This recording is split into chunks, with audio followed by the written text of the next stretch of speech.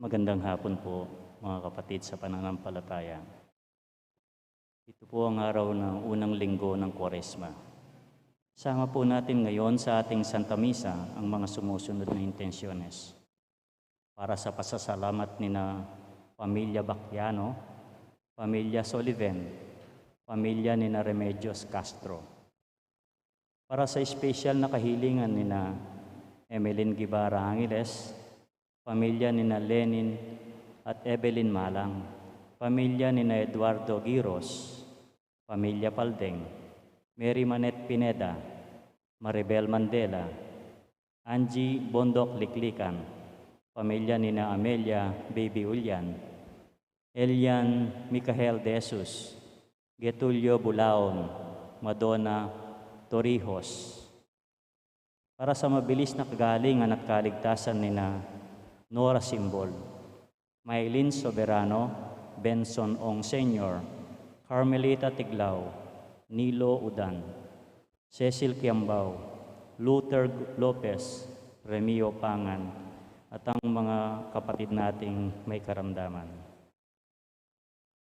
Para sa gabayan at proteksyon ng banal na Espiritu, para sa pamilya ni na Ani Rason, pamilya ni na Antonio at Josepina Guevara, para sa kapayapaan ng mga kaluluwa ni na Alfredo Arce Sr., Norma Arce, Mark Herald Dalay, Ernesto Manag Sr., Marian Ocampo, Nancy Ocampo, General Amado de Mata, Manuel Tongyo, Teresita Tongyo, Mark Louis Tongyo, Juanita Lagason, Cesar David, Priscilla Lopez, Nelson Garma, Maylin Ong, Emilio Guevara, Wilfredo Deirit, Melencio Sr., Bonifacio, Marianena, Lourdes, Ireneo, Benilda,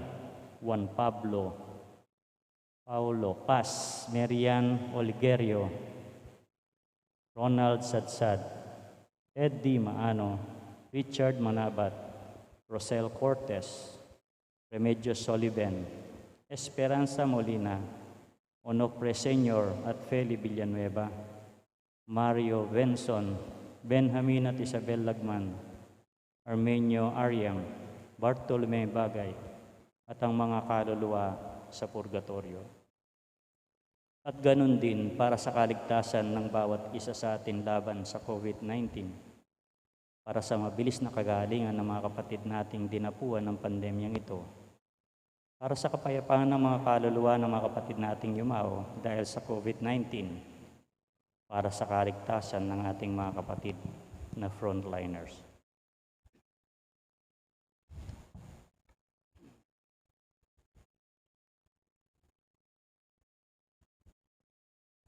Magsilod po tayo para sa Oratio Imperata. Sa ngalan ng Ama, ng Anak, ng Espiritu Santo, mabagin at maawang Ama, inaamin namin ang aming mga kasalanan at mapagkumbabang dumudulog sa iyo upang makatagpo ng pagpapatawad at buhay.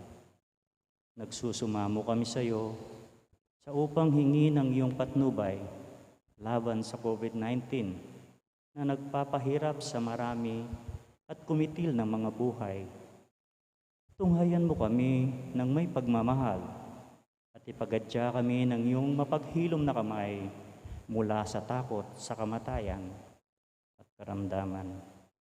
Itaguyod mo kami sa pag-asa at patatagin sa pananampalataya. Gabayan mo ang mga dalubhasang naatasan na tumuklas ng mga lunas at paraan upang ihinto ang paglaganap nito. Pagpalain mo ang aming pagsisikap na mawakasan na ang mga nahalinang nagamot ng pandemya sa aming bayan. Patnubayan mo ang mga lumilingap sa may sakit upang ang kanilang pagkalinga ay malakipan ng husay at malasakit. Pagkaluban mo sila ng kalusugan sa isip at katawan, katatagan sa kanilang paninindigang maglingkod at ipagsanggalang sa karamdaman. Tinataas namin ang mga nagdurusa Makamtan nawa nila ang mabuting kalusugan. Lingapan mo rin ang mga kumakalinga sa kanila. Pagkamitin mo ng kapayapaang walang hanggan ang mga pumanaw na. Pagkalubon mo kami ng biyaya na magtulong-tulong tungo sa ikabubuti ng lahat. Pukawin sa amin ang pagmamalasakit sa mga nangangailangan, sa pagdamay at marasakit namin sa bawat isa. Malampasan nawa namin ang krisis na ito at lumago sa kabanalan at pagbabalik loob sa iyo. Hinihiling namin ito sa pamamagitan ni Kristo na nabubuhay at naghaharing kasama mo at ang Espiritu Santo, Diyos, magpasawalang hanggan. Amen. Dumudulog kami sa patnubay, mahal na ina ng Diyos. Pakinggan mo ang aming kahilingan sa mga pangangailangan at ipagadya mo kami sa lahat ng kasamaan. Malwalhati at pinagpalang Birhen. Amen. Birhen de los Remedios, magpagaling sa may sakit, panalangin mo kami. San Jose, panalangin mo kami. San Rafael Arcangel, panalangin mo kami. San Roque, ipanalangin mo kami. San Judas Tadeo, panalangin mo kami. San Lorenzo Ruiz, ipanalangin mo kami. San Pedro Calunsod, ipanalangin mo kami. Santo Cristo del Perdon, kaawaan mo kami. Sa ngalan ng Ama, ng Anak, ng Espiritu Santo. Amen.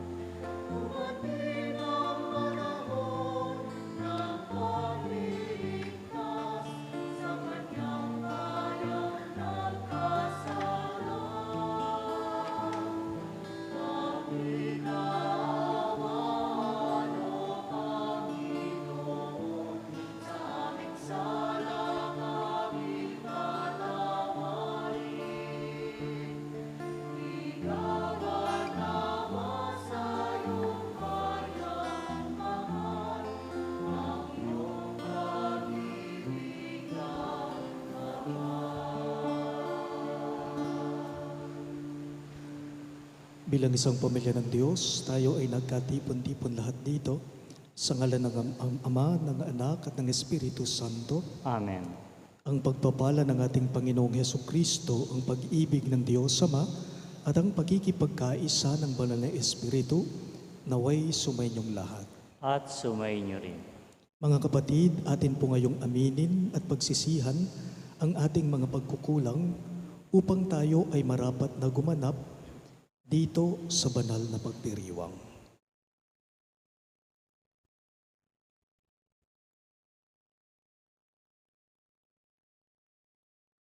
Ikaw ang aming mapagmahal at mahabaging Diyos. Panginoon, kaawaan mo kami. Panginoon, kaawaan mo kami. Ikaw ang nagpapatawad ng aming mga kasalanan. Kristo, kaawaan mo kami. Kristo, kaawaan mo kami. Ikaw ang tagapamagitan namin sa Diyos amang nasa langit. Panginoon, kaawaan mo kami. Panginoon, kaawaan mo kami. Kaawaan tayo ng makapangyarihang Diyos. Patawarin tayo sa ating mga kasalanan at patnubayan tayo sa buhay na walang hanggan. Amen. Manalangin tayo. Ama naming makapangyarihan, sa taong-taong pagdiriwang ng paghahandang 40 araw para sa Pasko ng Pagkabuhay, kami nawa ay lalong umunlad sa pagtuklas sa hiwaga ng tagumpay ni Kristo upang masundan namin siya sa pamumuhay na marangal bilang aming tagapamagitan kasama ng Espiritu Santo magpa sa walang hanggan. Amen.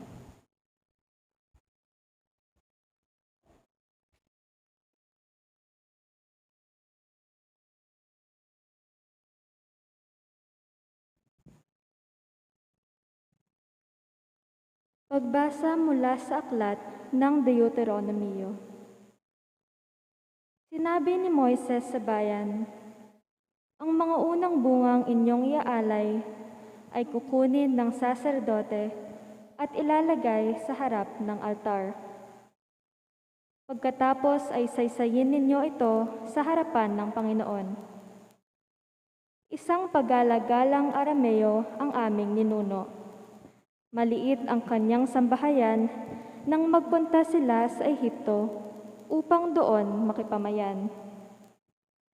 Ngunit dumating ang panahon na ang kanya'y naging malaki at makapangyarihang bansa.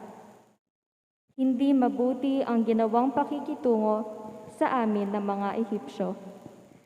Pinahirapan nila kami at inalipin.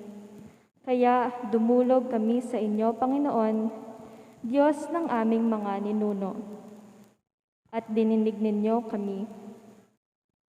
Nakita ninyo ang aming pagdurusa, ang kahirapan at kaapihang dinaranas.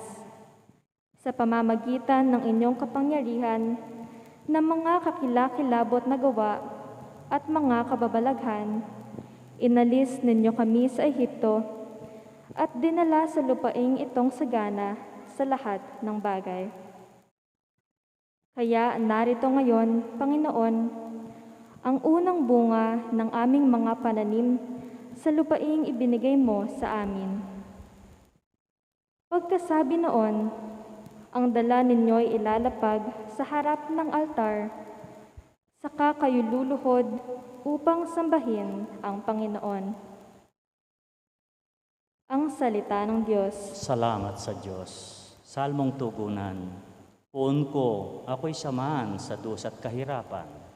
Poon ko, ako'y samahan sa dusa at kahirapan.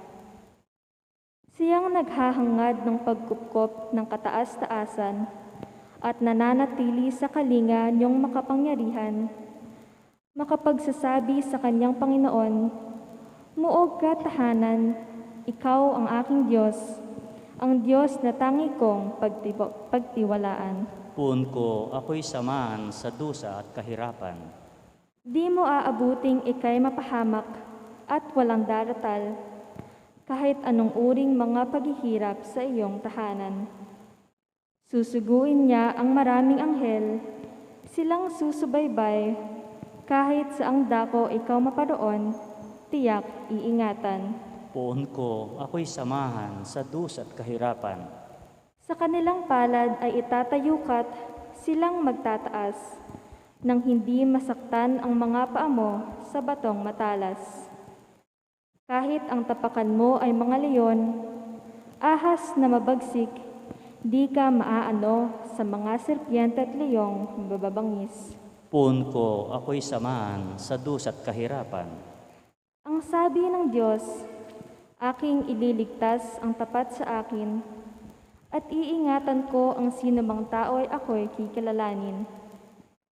Pag sila'y tumawag, laging handa ako na sila'y pakinggan, aking sasamahan at kung may hilahil ay sasaklolohan. Aking ililigtas at ang bawat isa ay pararangalan. Poon ko, ako'y samahan sa dus at kahirapan.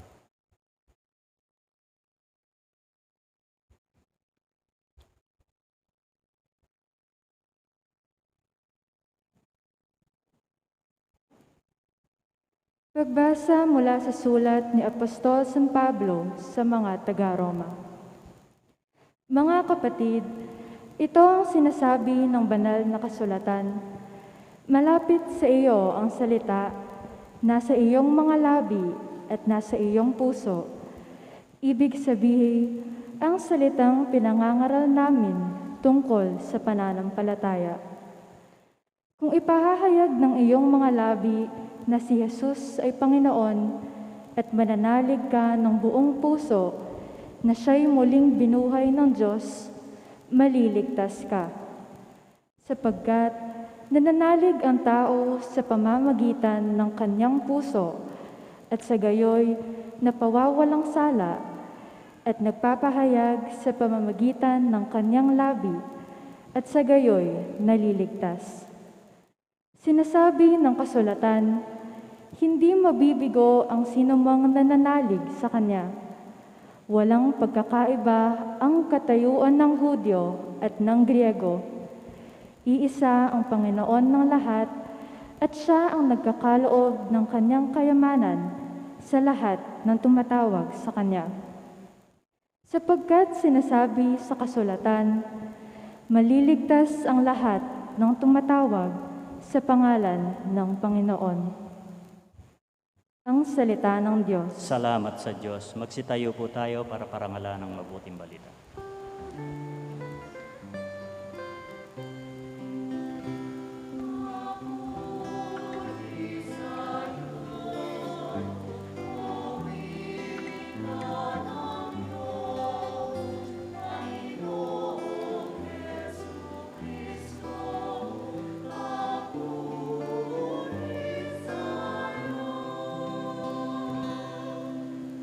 Tayo pong lahat, ang tao ay nabubuhay hindi lamang sa tinapay, kundi sa salitang mahal mula sa bibig na banal ng Ama nating may kapal.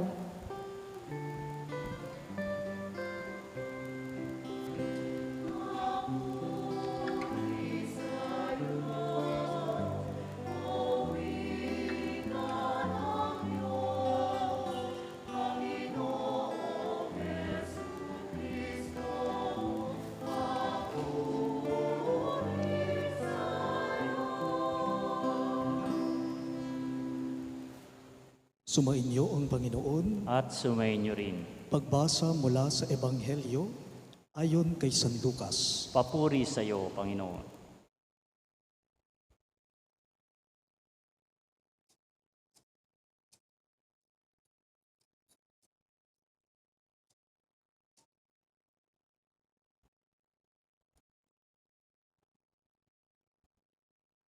Noong panahong iyon, umalis si Jesus sa Jordan, puspos ng Espiritu Santo. Dinala siya ng Espiritu doon sa ilang, at sa loob ng 40 araw ay tinukso ng dyablo. Hindi siya kumain sa buong panahong iyon, kaya't gutom na gutom siya. Sinabi sa kanya ng dyablo, "Kung ikaw ang anak ng Diyos, iutos mo na maging tinapay ang mga batong ito." Ngunit sinagot siya ni Jesus, nasusulat, Hindi lamang sa tinapay nabubuhay ang tao. Dinala siya ng dyablo sa isang napakataas na lugar at sa isang saglit ay ipinakita sa kanyang lahat ng kaharian ng sanlibutan. Ibibigay ko sa iyo ang lahat ng kapangyarihan at kadakilaan ng kahariang ito, wika ng dyablo. Ipinagkaloob ito sa akin at maibibigay ko sa kanino mang ibigin ko. Kaya't kung ako'y sasambahin mo, magiging iyong lahat ng ito. Sumagot si Jesus, nasusulat, ang iyong Diyos at Panginoon ang sasambahin mo at siya lamang ang iyong paglilingkuran. At dinala siya ng dyablo sa taluktok ng templo ng Jerusalem at sinabi sa kanya, kung ikaw ang anak ng Diyos, magpatihulog ka sapagkat nasusulat, ipagbibilin niya sa kanyang mga anghel na iingatan ka at aalalayan kanila upang hindi ka matisod sa bato. Subalit sinagot siya ni Jesus, nasusulat, huwag mong subukin ang Panginoong mong Diyos. Pagkatapos siyang tuksohin ng dyablo sa lahat ng paraan, ito'y umalis at naghintay ng ibang pagkakataon. Mga kapatid, ang mabuting balita ng ating Panginoon. Pinupuri ka namin, Panginoong Hesukristo.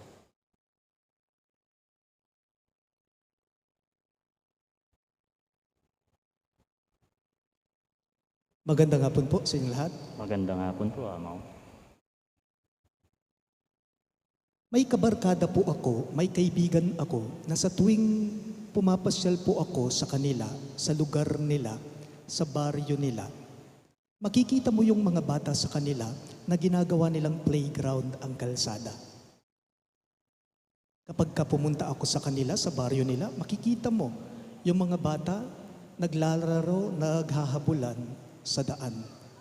Kaya't mismong mga sasakyan na dumaraan po sa kanila, sila yung umiiwas sa mga batang naglalaro sa kalsada, sa daan.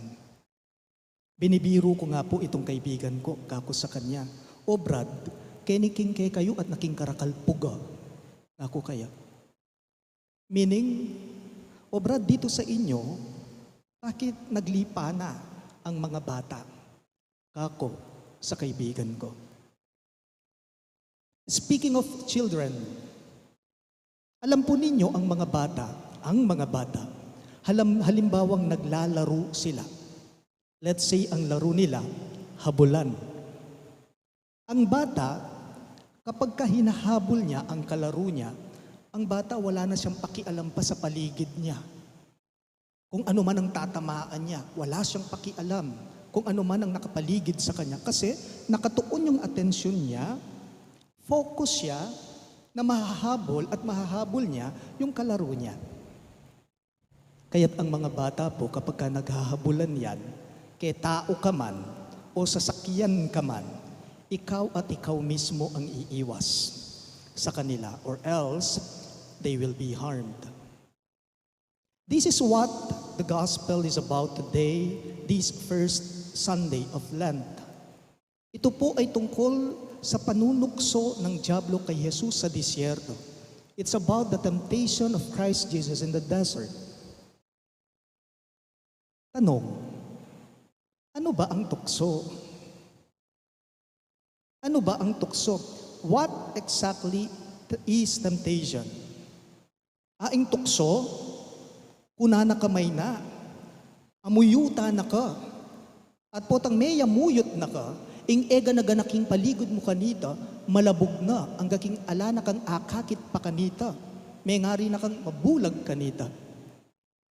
Temptation is to be hypnotized by something, and the rest becomes invisible to you, and then you cannot see anymore. I have 2 grandchildren.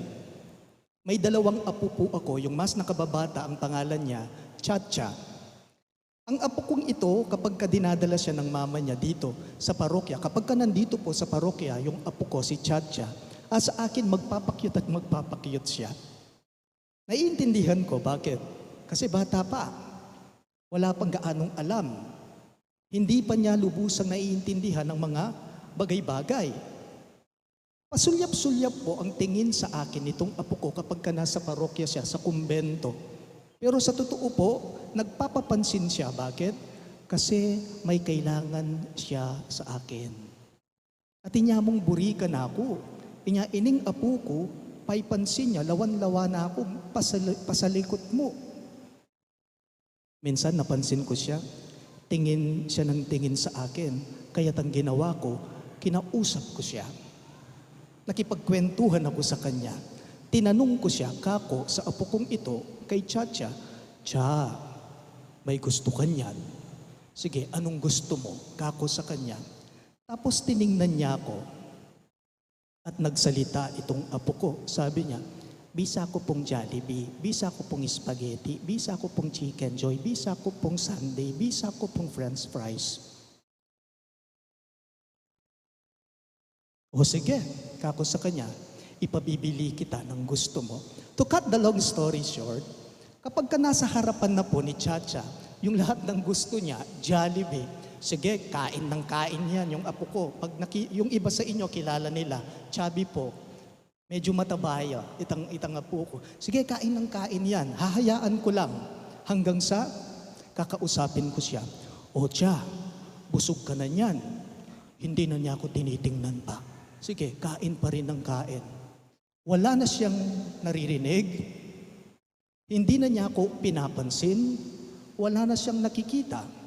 Ing pamamangana, king oras ay ito, yang atto pagana. Yaing sikasunod. That is what temptation is, to make significant people invisible to us. Why? Because we get lured by the temptation of the enemy. Lahat po tayo, nararanasan natin ang ganyan, kaso sa ibang pamamaraan lang o ibang sitwasyon lang. Ako po, bilang pare, magli-11 years na po akong pare niyan ngayong Marso. Magli-11 years na akong pare, ako bilang pare.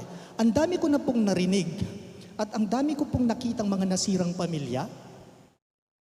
Halimbawa, si lalaki, si mister, nagkaroon siya ng kulasisi niya, nasira ang pamilya niya. Hindi na niya matanaw ang misis niya.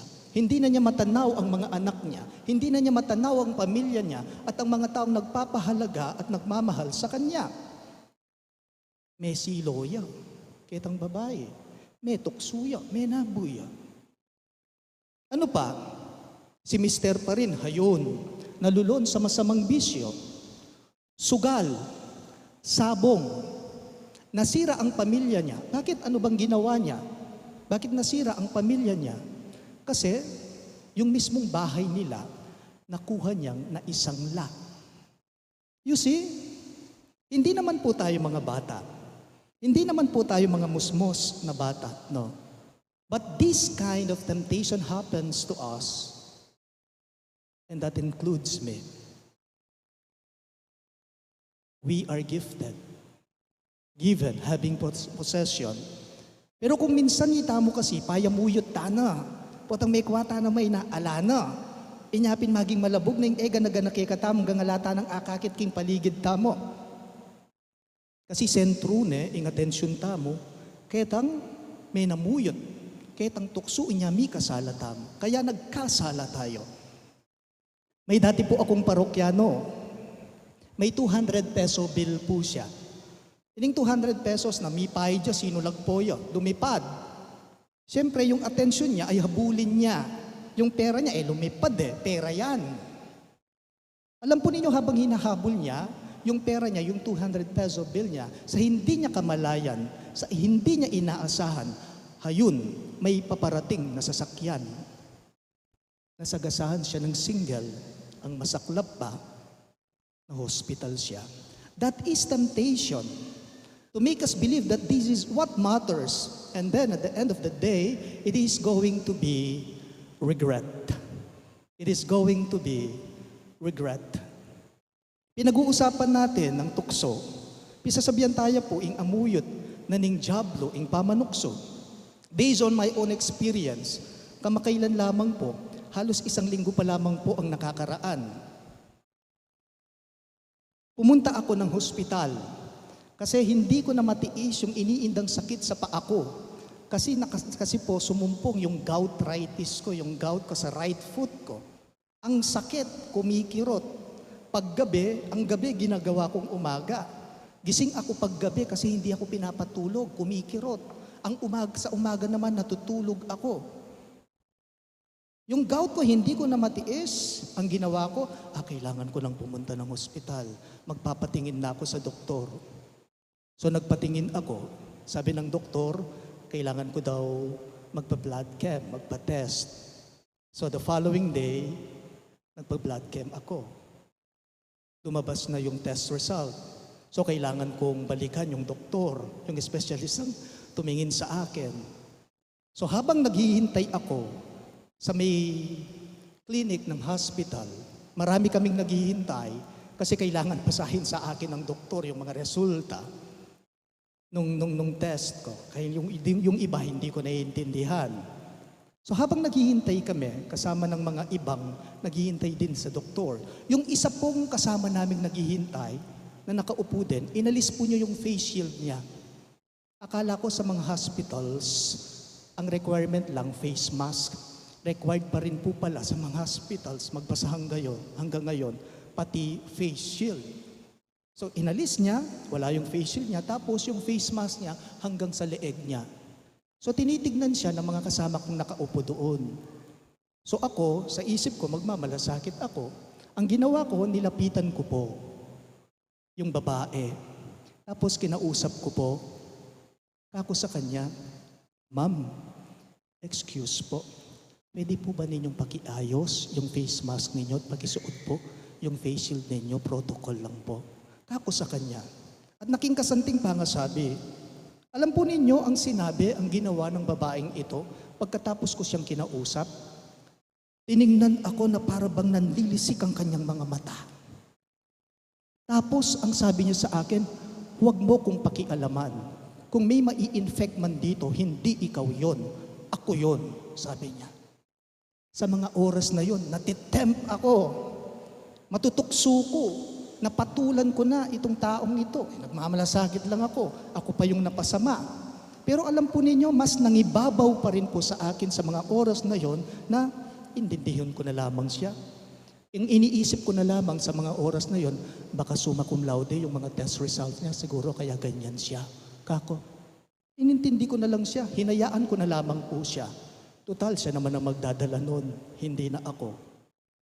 Sa madaling salita, pinigil ko ang sarili ko, napigilan ko ang sarili ko na mahulog sa tukso upang patulan itong taong ito. Pagkaraan lamang po ng ilang minuto, tinatawag na ako nung assistant ng doktor, yung sekretary niya. "Among Norman, tumayo ako. Pagkatayo ko, habang naglalakad ako, yung mga kasama kong nakaupo, pinag-uusapan ako, pari siya." Pumasok na ako sa clinic ng doktor. After ko pong nakausap yung doktor, tapos may reseta na ako nung nano yung panulo ko, lumabas na ako. Pagkalabas ko, hinahabol po ako ng babae at humihingi po siya ng despensa sa akin. Kako sa kanya, sinabi ko, "Concern lang po ako. God bless po," at umalis na ako. Napansin po ninyo? Ganyan po ang nangyayari sa atin araw-araw. Ganyan po ang mga karanasan natin. They call this reality, but I call this delusion. Delusion. Si Jesus, hindi siya nagpahulog sa panunukso ng dyablo sa kanya. Bakit? Kasi mahigpit yung hawak niya sa ama niya. Alam niya kung sino ang pupuntahan niya. Alam niya kung sino ang susundan niya. Hihiramin ko lamang po itong mga sinabi ni Santa Teresa ng Avila.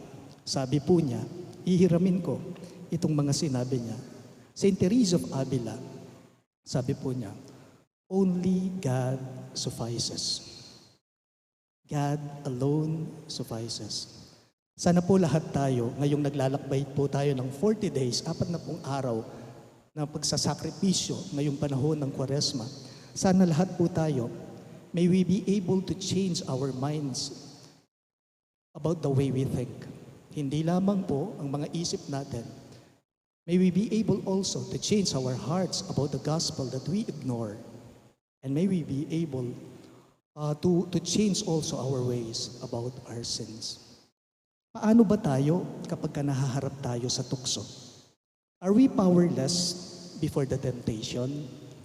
Palagi po nating sinasabi, di ba? We keep on saying, tao ko mo, natural mo, matukso ko, manhabo ko king tukso. Sapagkat kami tao lamang. Pero ako'y naniniwala, kapag makapit tayo sa Diyos, potang makapit tamo kalawat king Espiritu na ningapong Ginoo, ang yang nanong tukso, tamo manabo. To all of us, may we be able to embrace the spirit of repentance, the spirit of gratitude, and the spirit of love for God. Magsitayo pong lahat. Sumasampalataya ako Sa Diyos, sa isang Diyos, ang makapangyarihan sa lahat, na may gawa ng langit at lupa, ng lahat na nakikita at di nakikita. Sumasampalataya ko sa isang Panginoong Hesukristo, bugtong na anak ng Diyos, sumilang sa Ama bago ang makapagpanahon. Diyos buhat sa Diyos, liwanag buhat sa liwanag, Diyos na totoo buhat sa Diyos na totoo. Sumilang at hindi ginawa, kaysa ng Ama sa pagka-Diyos, at sa pamamagitan niya ay ginawa ng lahat, dahil sa ating pawang mga tao, at dahil sa ating kaligtasan, siya'y nanawag buhat sa kalangitan. Nagkatawan tao siya lalang ng Espiritu Santo kay Mariang Birhen na naging tao. Ipinako sa krus dahil sa atin, nagpakasakit sa hatol ni Poncio Pilato, namatay at tinilibing. Muli siyang nabuhay sa ikatlong araw ayon sa banal na kasulatan, umakyat sa kalangitan at lumuklok sa kanan ng Amang may kapal. Paririto siyang muli ng may dakilang kapangyarihan upang hukuman ang mga buhay at mga patay. Sumasampalataya ko sa Espiritu Santo, Panginoon ang nagbibigay buhay na nanggaling sa Ama at sa Anak. Sinasamba siya at pinararangalan kaysa ng Ama at ang Anak. Nagsalita siya sa pamamagitan ng mga propeta. Sumasampalataya ko sa isang banal na simbahang katolika at apostolika, gayon din sa isang binyag na pinagpapatawad ang mga kasalanan, at hinihintay ko ang muling pagkabuhay ng mga nangamatay at ng buhay na walang hanggan. Amen. Hinihiling namin sa iyo ngayon, Amang nasa langit, na patuloy mo kaming gabayan upang mapaglabanan namin ang mga tukso sa aming buhay. Buong tiwala nating idalangin ngayon sa Panginoon. Panginoon, patatagin mo kami sa iyong pag-ibig. Ulitin po ninyo. Panginoon, patatagin mo kami sa iyong pag-ibig. Para sa mga namumuno sa simbahan, makasumpong nawa sila ng lakas kay Jesus na tinukso sa disyerto, sa tuwing siya'y nasa bingit ng pagsuko sa tuksong namuhay ng taliwas sa Ebanghelyo. Manalangin tayo. Panginoon, patatagin mo kami sa iyong pag-ibig. Para sa mga namumuno sa aming pamahalaan, pukawin mo nawa sila ng iyong dakilang pag-ibig upang gamitin nila ang kaban ng bayan sa mga programang naglalayon ng ikabubuti ng lahat. Manalangin tayo. Panginoon, patatagin mo kami sa iyong pag-ibig. Para sa mga naghahanda para sa pagtanggap ng binyag tulad ng ating Panginoong Yesus, lagi nawa naming piliin ang tama, mabuti at kalooban ng Diyos sa tuwing humaharap kami sa tukso ng demonyo. Manalangin tayo. Panginoon, patatagin mo kami sa iyong pag-ibig. Para sa mga kapatid nating pumanaw, kahabagan mo nawa sila upang ganap silang makasapit sa buhay na walang hanggan. Manalangin tayo. Panginoon, patatagin mo kami sa iyong pag-ibig. Sa ilang sandali ng katahimikan, taas natin sa Diyos ang ating personal na kahilingan, ganon din ang mga taong lubos na nangangailangan ng ating panalangin. Manalangin tayo. Panginoon, patatagin mo kami sa iyong pag-ibig. Isama rin po natin ngayon sa ating mga panalangin ng mga sumusunod na kahilingan para po sa pasasalamat ng Familia Bacchiano, Familia Soliben at Familia ni Remedios Castro. Para sa espesyal na kahilingan ni na Emeline Guevara Angeles, pamilya ni na Lenin na Develin Malang, pamilya ni Eduardo Giros, pamilya Paldeng, Mary Manette Pineda, Maribel Mandela, Angie Bondok Liklikan, pamilya ni Amelia Baby Julian, Elian Micael de Jesus, Getulio Bulawon at si Madonna Torrijos. Para sa mabilis na kagalingan at kaligtasan ni na Nora Simbul, Maylin Soberano, Bensong Ong Senior, Carmelita Tiglao, Nilo Udan, Cecilia Kiambao, Luther Lopez at si Remio Pangan.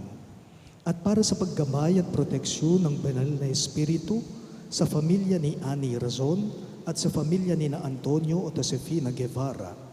At para sa walang hanggang kapayapaan ng mga kaluluwa ni na Alfredo Arce Sr., Norma Arce, Mark Harold Dalay, Ernesto Manag Sr., Marian Ocampo, Nancy Ocampo, General Amado de Mata, Manuel Tongyo, Teresita Tongyo, Mark Louis Tongyo, Juanita Lagazon, Cesar David, Priscilla Lopez, Nelson Garma, Maylin Ong, Emilio Guevara, Wilfredo Dairit, Melencio Sr., Bonifacio, Maria Nena, Lourdes, Irineo, Benilda, Juan Paulo, Paz, Marian Olegario, Ronaldo Sadsad, Ed Dimaano, Richard Manabat, Rosalie Cortez, Remedios Oliven, Esperanza Molina, Onofre Sr., Feli Villanueva, Mario Benson, Benjamin at Isabel Lagman, Armen Nyo Arlem, Bartolome Bagay at ang mga kaluluwa sa purgatorio,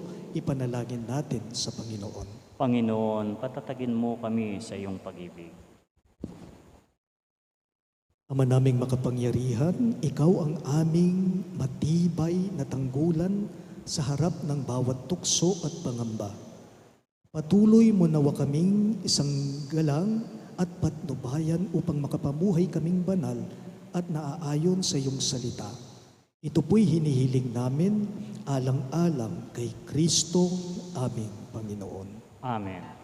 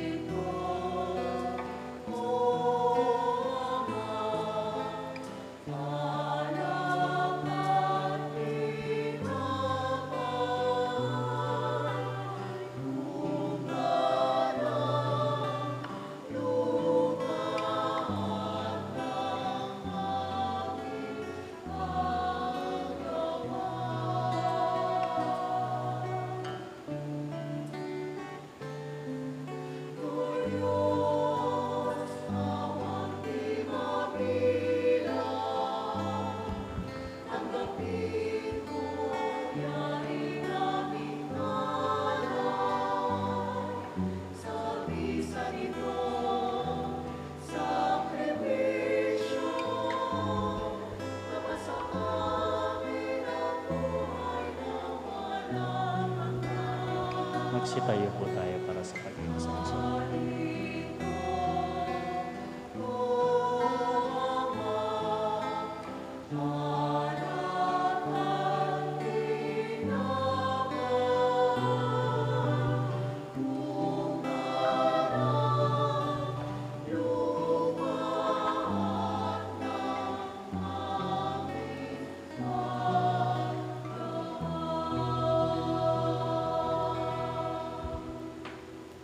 Manalangin kayo mga kapatid upang itong ating sakripisyo ay maging kalugod-lugod sa Diyos, amang makapangyarihan. Tanggapin nawa ng Panginoon itong pag-ahain sa iyong mga kamay, sa kapuri niya at karangalan sa ating kapakinabangan at sa buong sambayanan niyang banal. Ama naming lumikha, gawin mong kami maging marapat maghain sa pagdiriwang namin ngayon ng pagsisimula ng banal na panahon ng 40 araw na paghahanda para sa Pasko ng pagkabuhay sa pamamagitan ni Jesucristo kasama ng Espiritu Santo magpa sa walang hanggan. Amen. Sumainyo ang Panginoon, At sumainyo rin. itaas sa Diyos ang inyong mga puso at diwa. Tinaas na namin sa Panginoon. Pasalamatan natin ang Panginoong ating Diyos. Marapat na siya'y pasalamatan. Ama naming makapangyarihan, tunay ngang marapat na ikaw ay aming pasalamatan sa pamamagitan ni Jesucristo na aming Panginoon. Ang kanyang 40 araw na pagtitiis ng kagutuman ay nagbibigay kahulugan sa panahong ito ng pagpapakasakit para sa kapwa-tao. Ang pagtalikod niya sa tuksong maging makasarili ay nagtuturo sa aming harapin ang pagpapakabuti upang kaisa niya ay maging malaya kami sa pagdulog sa hapag ng huling hapunan na siyang hantungan ng lahat sa kalangitan. Kaya, kaisa ng mga anghel na nagsisiawit ng papuri sa iyo nang walang humpay sa kalangitan, kami nagbubunyi sa iyong kadakilaan.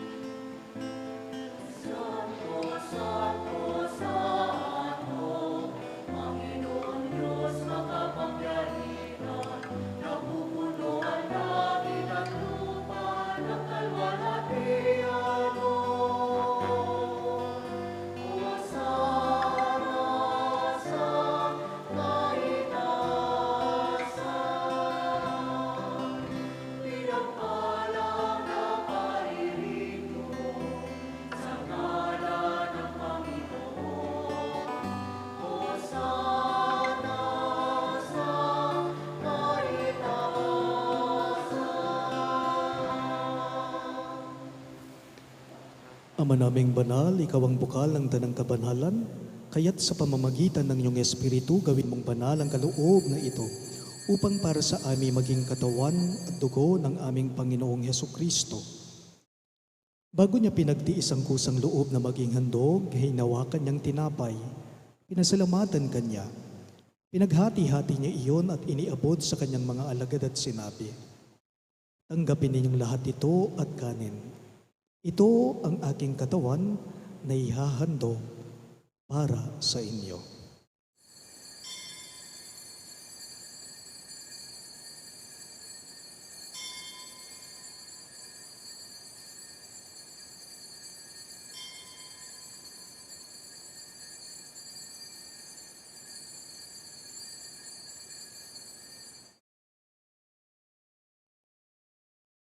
Gayun din naman pagkatapos ng hapunan ay kinuha niyang kalis. Muli kanyang pinasalamatan at iniabot iyon sa kanyang mga alagad at sinabi, "Tanggapin ninyong lahat ito at inumin. Ito ang kalis ng aking dugo. Dugo ng bago at walang hanggang tipan na para sa inyo at para sa lahat ay ibubuhos sa kapagpapatawad ng mga kasalanan. Gawin ninyo ito bilang pag-alala sa akin."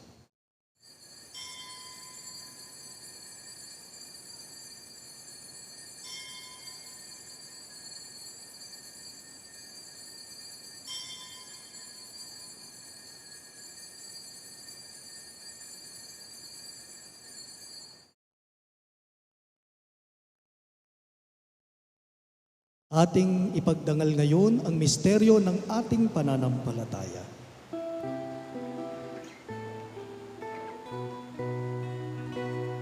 Sa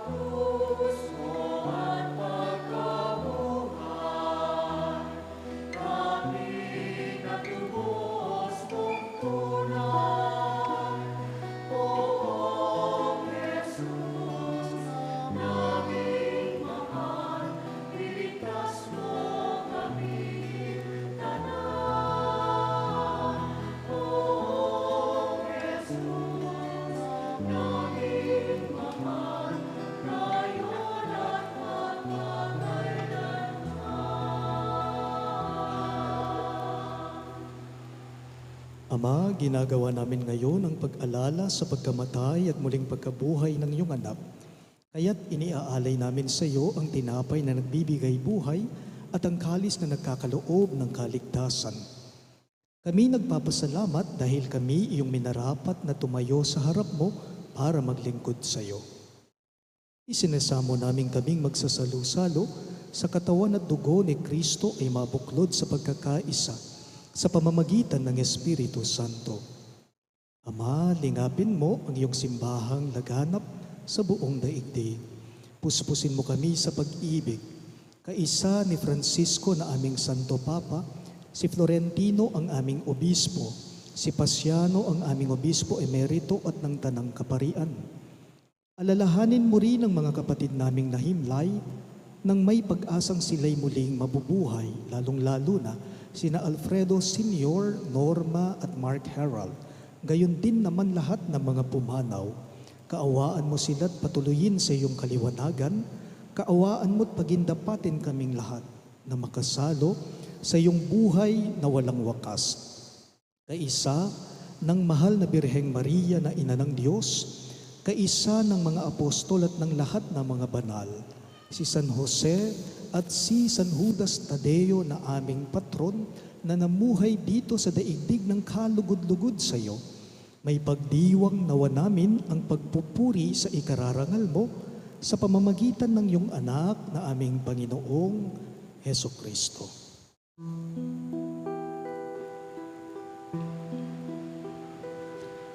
Sa pamamagitan ni Kristo, kasama niya sa Kanya, ang lahat ng parangal at papuri ay sa iyo, Diyos Ama makapangyarihan, kasama ng Espiritu Santo, magpasawalang hanggan.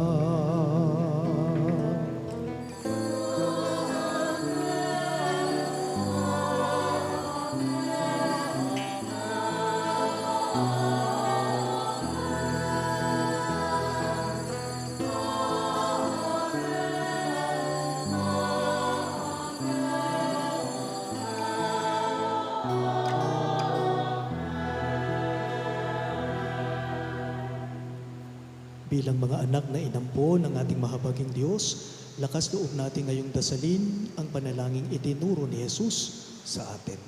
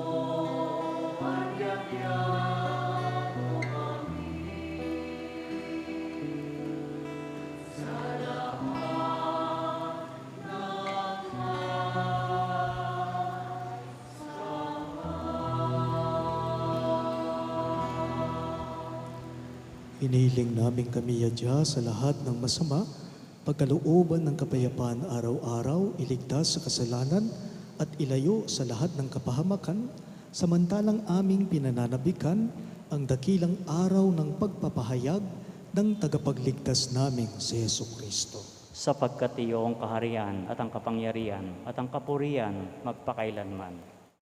Panginoong Yesu Kristo, sinabi mo sa iyong mga apostol, kapayapaan ang iniiwan ko sa inyo, ang aking kapayapaan ang ibinibigay ko sa inyo. Tunghayan mo ang aming pananampalataya at huwag ang aming pagkakasala. Pagkalooban mo kami ng kapayapaan at pagkakaisa ayon sa iyong kalooban, kasama ng Espiritu Santo, magpa sa walang hanggan. Amen. Ang kapayapaan ng Panginoon ay laging sumainyo. At sumayin niyo rin. Maghangad at magbigayan po tayo ngayon ng kapayapaan sa isa't isa.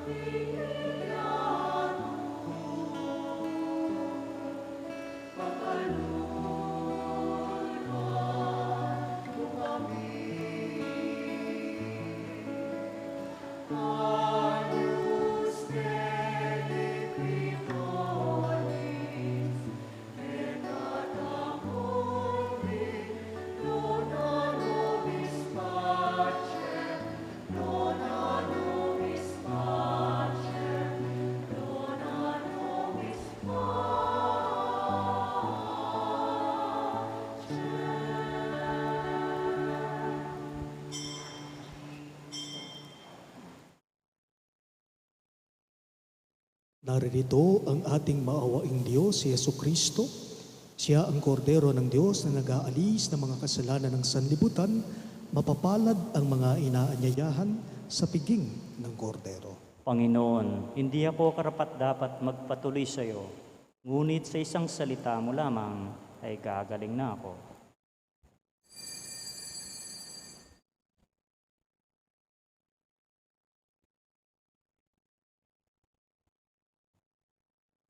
Katawan ni Kristo, Amen.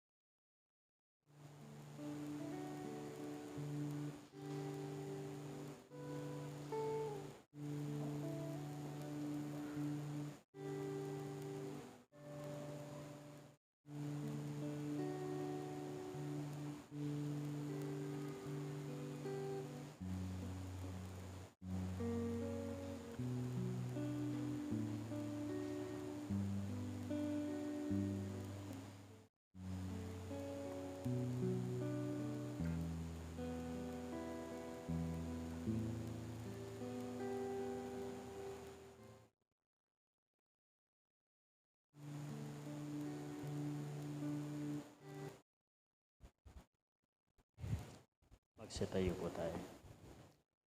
Manalangin tayo. Ama naming mapagmahal, kaming pinapakinabang mo sa pagkaing iyong bigay, ay tumanggap ng pampalakas ng pananampalataya, pampatibay ng pag-asa, at pampaalab ng pag-ibig. Matutuhan nawa naming damahin ang gutom at pananabik sa tunay na pagkaing nagbibigay buhay upang kami makapamuhay sa bawat salita na namumutawi sa iyong bibig sa pamamagitan ni Jesucristo kasama ng Espiritu Santo magpa sa walang hanggan. Amen. Magsiupo po tayo para sa maikling announcement. Please be reminded that on Fridays of Lent, we continue our cluster Station of the Cross, culminating with the celebration of the Holy Eucharist. This coming Friday, March 11, our Station of the Cross will be held at Cluster Phase 2A with the CWL as the support organization. The Holy Mass will be celebrated in Phase 2A. Therefore, please note that there is no Mass in the parish church. This schedule is as follows: 4:45 p.m., Holy Rosary; 5 p.m., Stations of the Cross; 6:30 p.m., Holy Mass. Let us be one with our parish community of Phase 2A in the observance of this Lenten activity. Thank you. Magsitayo po tayo. Sumainyo ang Panginoon. At sumayin niyo rin. Iyukunin niyo ang inyong mga ulo para sa pagbabasbas. Pagpalain nawa kayo at ingatan ng Panginoon, ngayon at magpasawalang hanggan. Amen. Naway kahabagan niya kayo at subaybayan sa inyong buhay, ngayon at magpasawalang hanggan. Amen. Lingapin nawa niya kayo at bigyan ng kapayapaan sa inyong mga kalooban, ngayon at magpasawalang hanggan. Amen. At pagpalain kayo ng makapangyarihang Diyos, sa ngalan ng Ama at ng Anak at ng Espiritu Santo. Amen. Ang ating Santa Misa ay natapos na. Humayo kayo ngayon sa kapayapaan at pag-ibig ni Kristo. Salamat sa Diyos.